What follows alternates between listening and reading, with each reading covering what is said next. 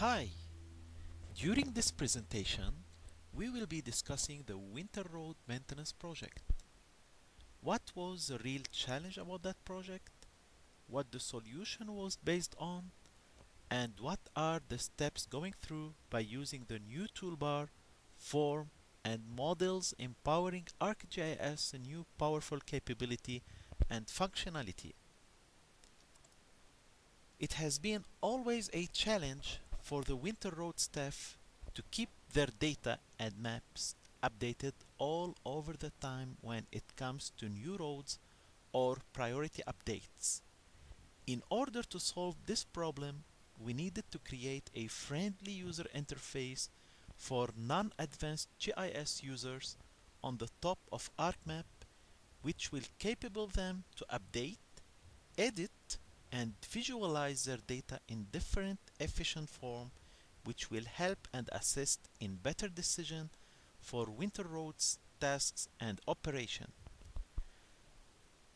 As we know, our permanent roads update exists in a centralized feature class, which we will call centerline.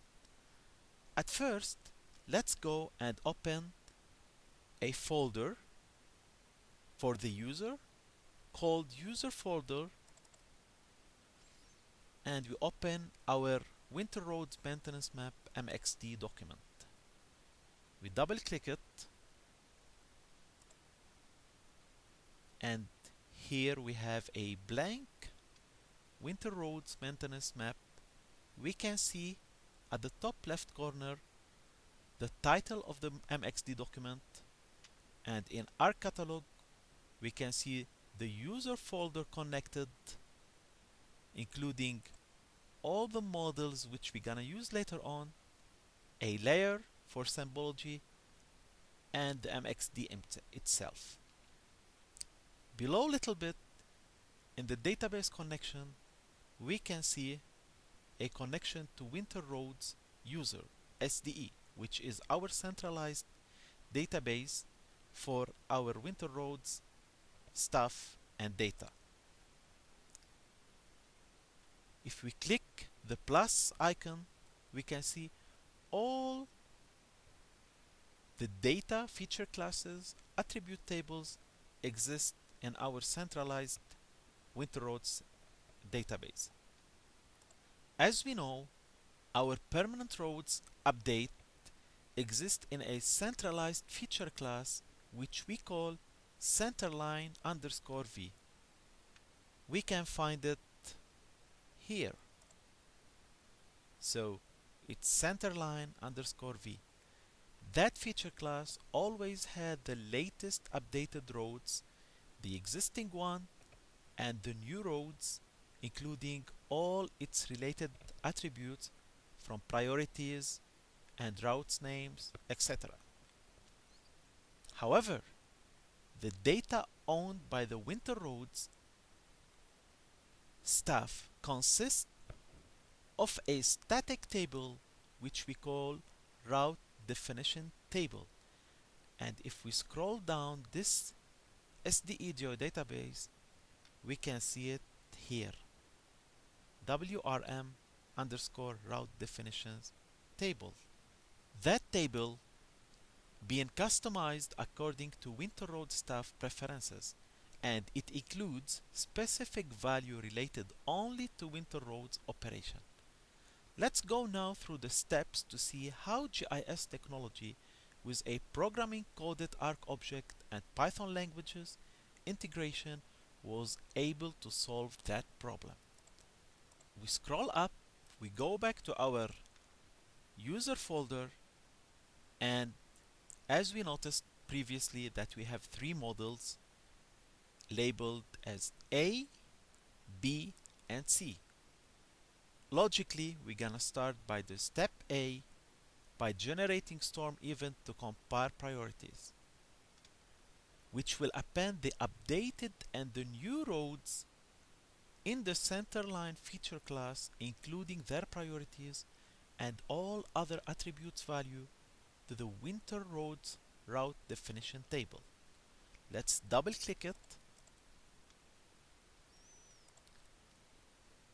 a dialog box will open. Then we click OK. That would run at the back a pre-designed complex model which will create a new WinterRoads layer in the map containing all the existing and the new roads with all its related attributes. The model will take some time to be completed, almost 2 to 4 minutes.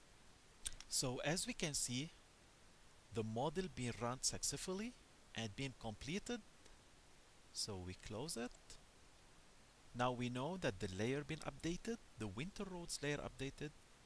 We just need to add it. So instead of going through the database connection, we have created a very friendly user interface form which will allow the user in just a click of button to add that feature layer in the map. Right click to find what toolbars we have. We go down and the WinterRoads viewer and data maintenance, we just click it. And here we have a toolbar, has 4 steps. For now, just to add the layer, we press the 3rd step, WinterRoads viewer form, to help you searching and visualizing data. We press it, and here it is. We have a very nice, beautiful, friendly user interface form. We can see that the first button here is Get SDE layer, which is the WinterRoads layer. We press it, and here it is. We have it.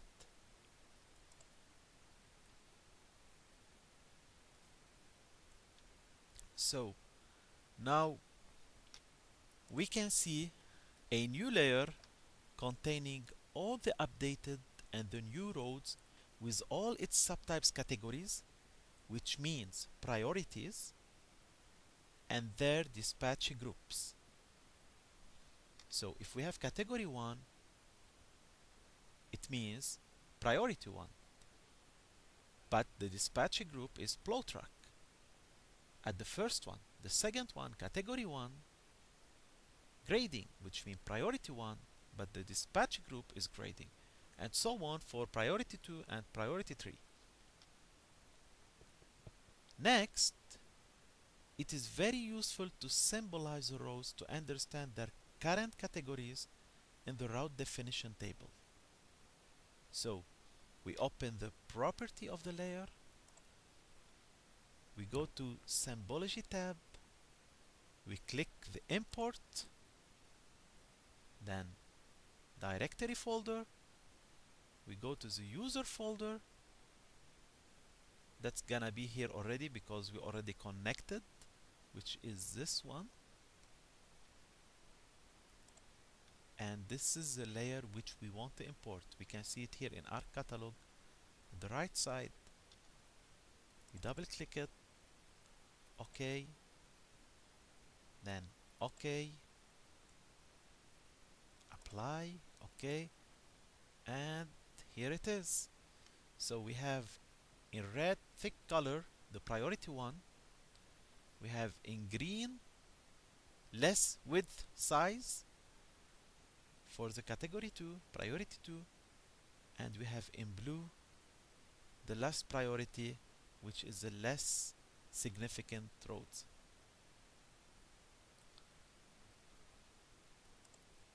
Now let's check by identifying a road if that symbology is true. Let's take that segment here. So that segment, if we go and check the priority field, dispatch priority compare, which is this one, we can see it's priority 2.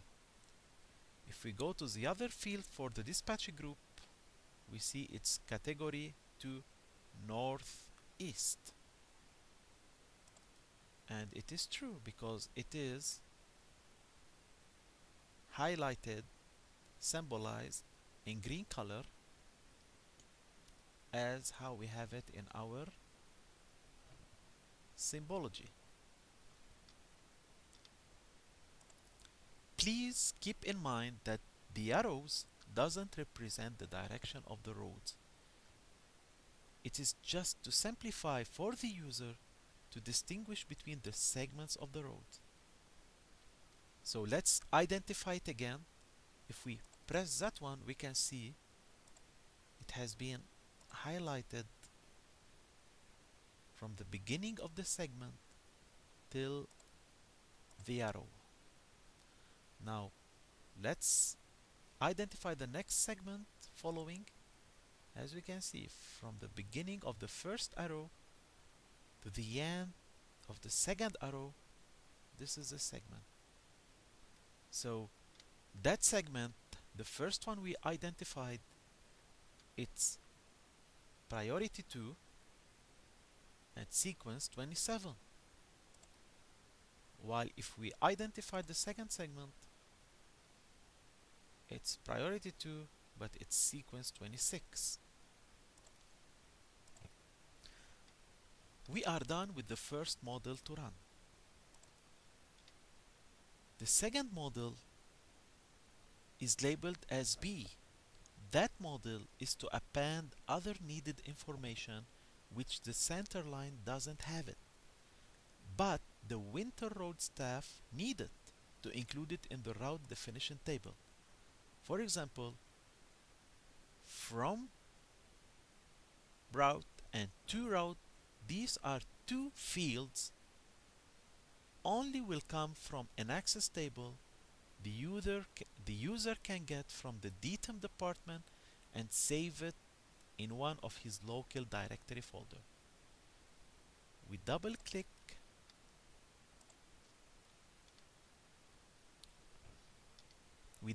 the second model.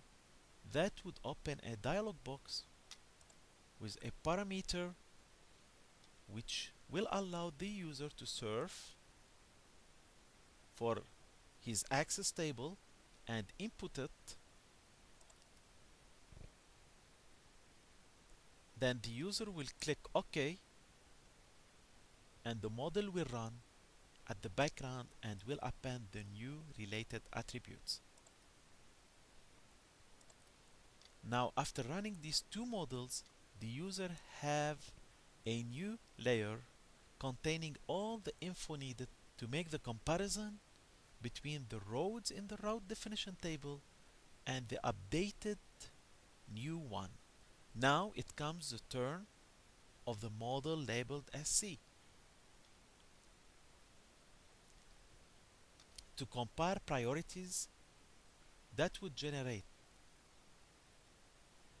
a process would select all the roads priority conflicts between the WinterRoads data in the route definition table and the new updated data in that new layer.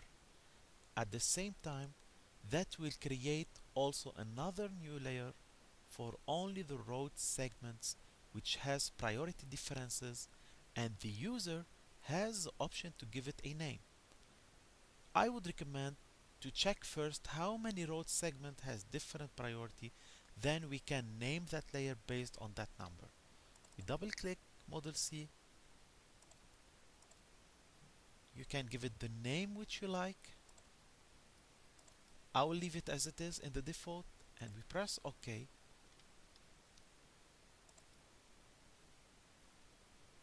That would run a model which will highlight and select all the roads segments which has conflict priorities, and here it is.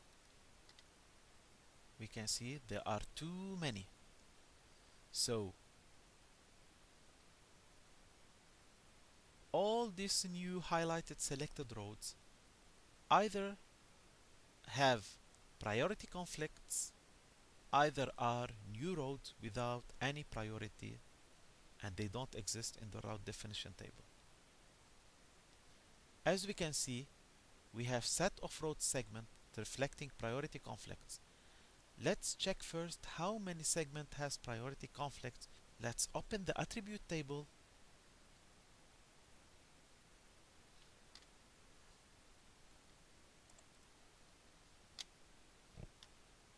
and that would bring in. So we have 846 road segments has priority conflicts.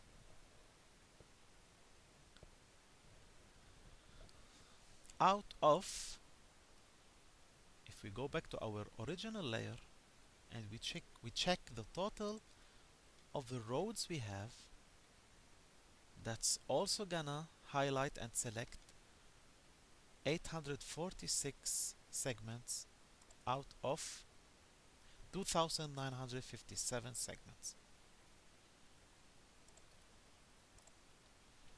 So let's give it a name. 846, representing the 846 segments has conflict. So if we turn off our original layer, we can only see the roads which has priority conflicts.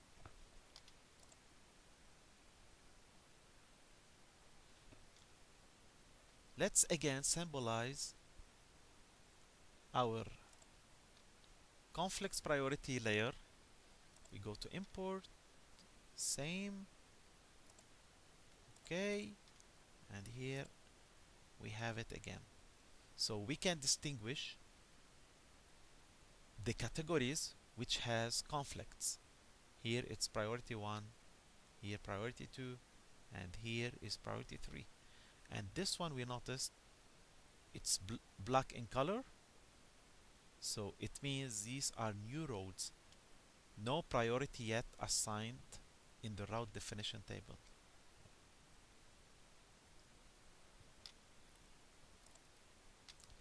Now the next step is the use of the new toolbar, the one containing the 4 steps. That would empower the user to achieve the ultimate result he is hoping to get. Now the user has to decide either to copy all the center lines feature class priority to the WinterRoads route definition table, and this is done through the step 1, or to edit each road segment by itself, and this is done using the step 2, the route editing. But let's take notice that though the user have chosen step 1, still need to use step 2 to edit all the other related attributes and information. Let's go to the second step now, to the route editing button. Once we click it, with a snapping capability to detect any road as far as 10 meters on the clicked one. Once we click it, an editing dialog box will open. Let's try to click that segment here in category 1. We zoom in a little bit, and here it is. So we have an editing dialog box, includes all the attributes which exist in the route definition table. At the same time, it has some reading boxes like the priority in the center line and the route name. These boxes we cannot change, while all the other white boxes, these are the info we can change. Here it comes so handy, the WinterRoads maintenance form in step 3. That form has lot of functionalities, will allow the user to visualize the data in different forms, helping and assisting the editing process. We see at first, at the top left corner, that button we used already, which will bring the layer from our SDE geodatabase. The refresh button will add any layer exists in the table of content into the combo layer list box here. As we can see, now we have 2 layers, our original WinterRoads active storm layer and the 846 layer represent the conflict priority roads. Let's choose our original layer. We also have the option, let's see our original layer. Okay, we deselect for now the priority conflicts. We can see the whole map of the whole city, I mean of the whole roads of the city for the winter roads. If we want to hide it, we can press hide. We can press, if we want to show it again, we can press show. That would work the same for the other layer. So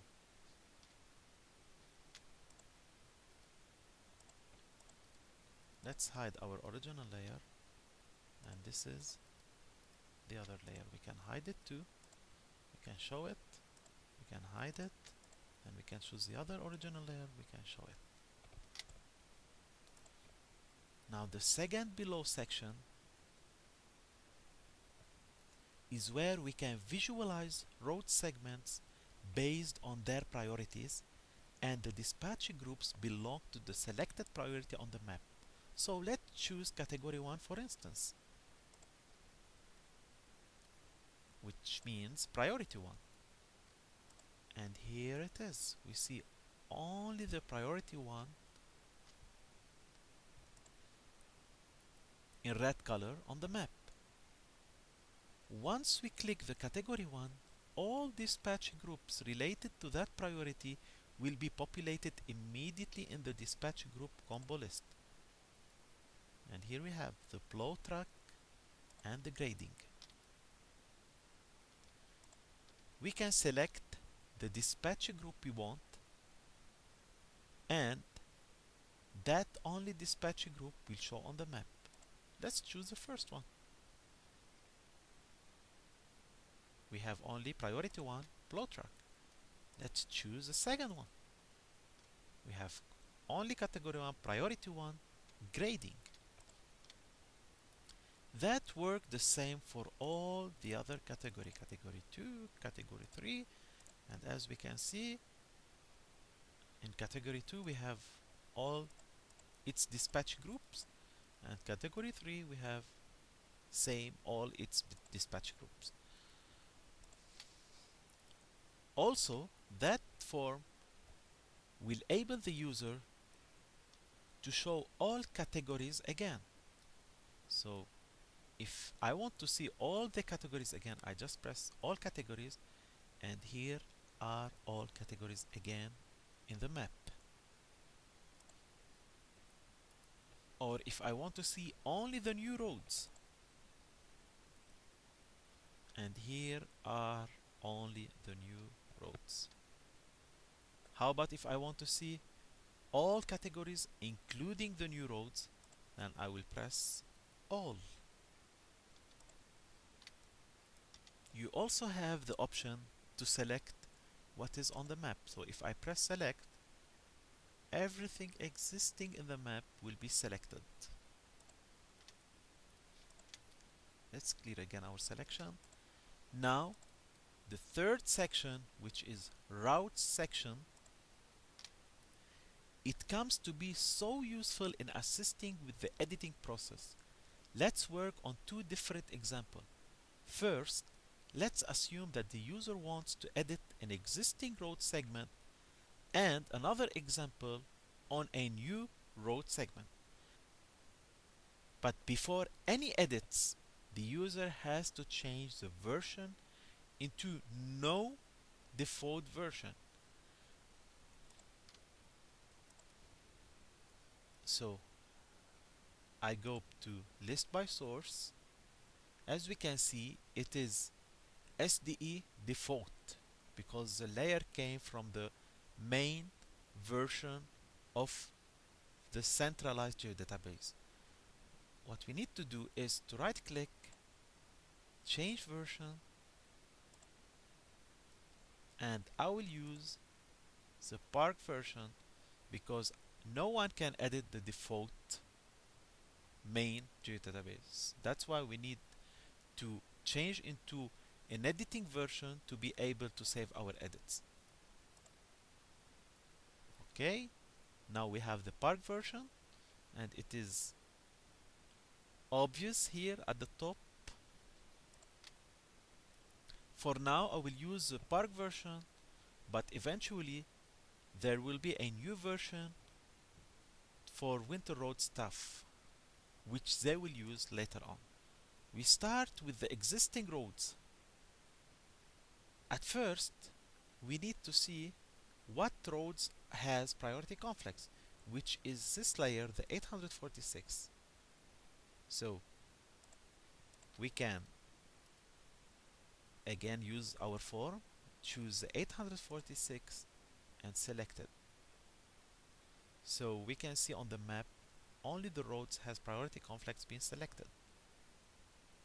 Let's zoom in to that one. If we clear selection, we notice that segment here in red color, which means supposedly to be priority 1 in the route definition table. Let's check the editing tool dialog box, and it is priority 1. And why it has a conflict priority? Because in the center line priority it is priority 2. So if I want to change this segment to priority 2, it means I have to join it to that routes in priority 2. It's green in color, which means it is priority 2.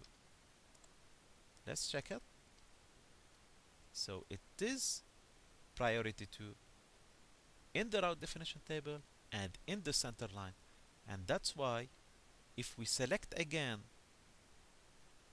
the priority conflicts layer, we can see is not highlighted, is not selected. Why? Because the priority matches. So now that segment has to be in a sequence in that route. We can see that route starts from here and it ends there. So if we check that one, this is route 9, route sequence 5. If we check the first one down, sequence 1 and route 9. It means the route starting from here and ending by there. It has to be route sequence 1. To make my work easier, I want only to visualize the roads which I'm working on, the one I'm editing and the route which I'm joining the edited route to it. So I choose here first my original layer, which includes that route in priority 2. I start by typing the priority 2, then the route number, which is 09, and here it is. So this is the editing box for the segment which I was editing. So I make it as route sequence 1 and I change the route into 09 and northwest. The from route and to route will know what to fill up here, and then I edit it. Okay, so now let's bring back all the feature.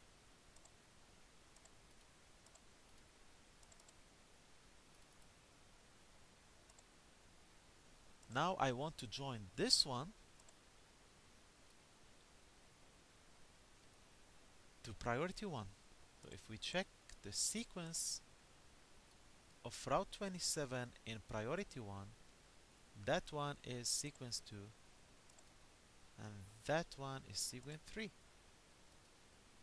which means the sequence going westbound if I want to join that segment to it, that one has to end by sequence 4.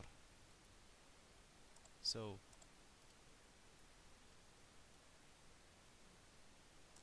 I change the sequence into 4, and the grading is, the dispatch group is grading.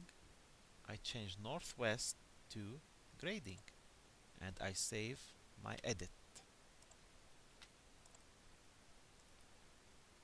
Now let's make edit on a new road. I will zoom in to that area here, and as we can see, there is a new road here. To be sure more, you can press the new roads on the form, and here it is. And we press all to see everything. We can see it is connected to a route in priority 3, as it is colored by blue. So that route, it starts, let's check from where it starts.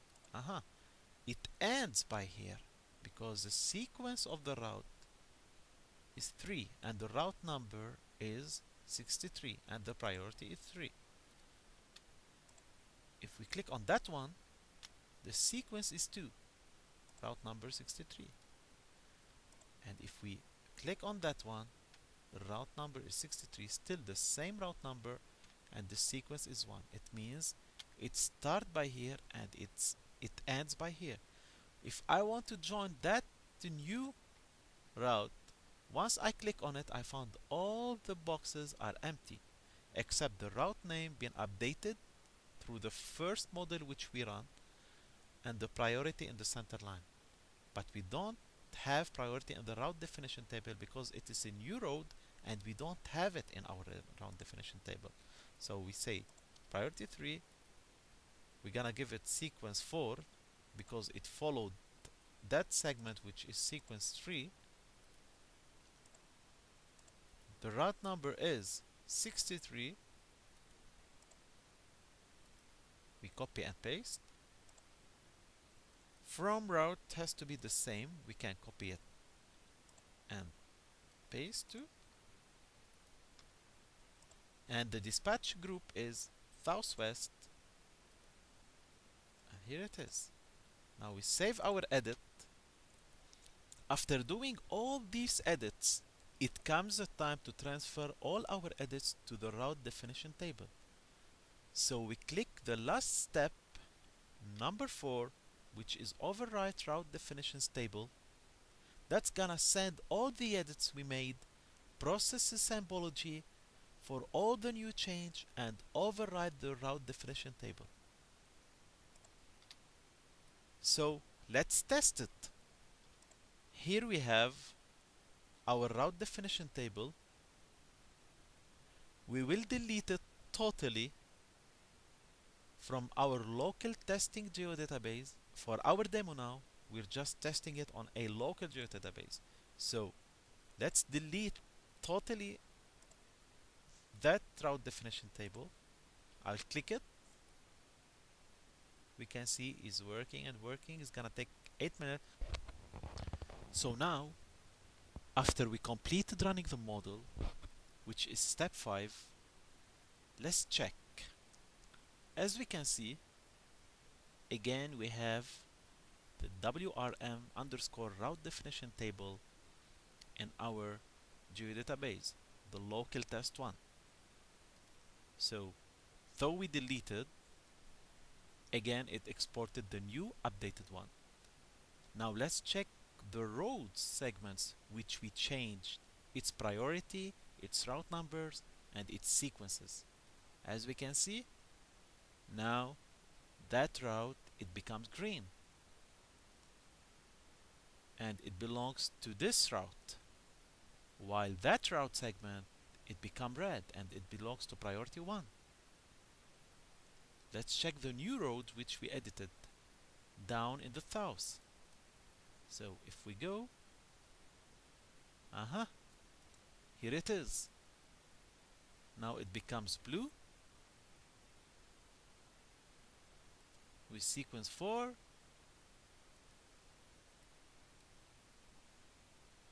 and all the attributes which we updated still there.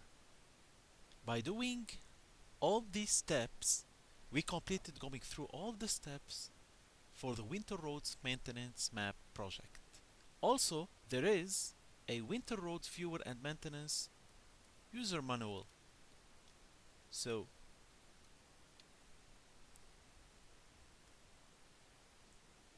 this manual containing all these detailed steps with pictures and easy simple to understand explanation